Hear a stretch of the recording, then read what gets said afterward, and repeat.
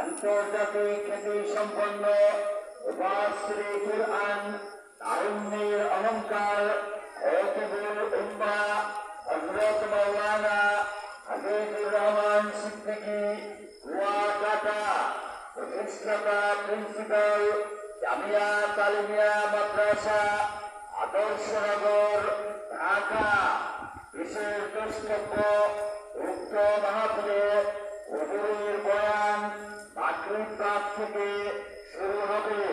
আগামীকাল সোমবারের মাহফিলে বিশেষ অতিথি হিসাবে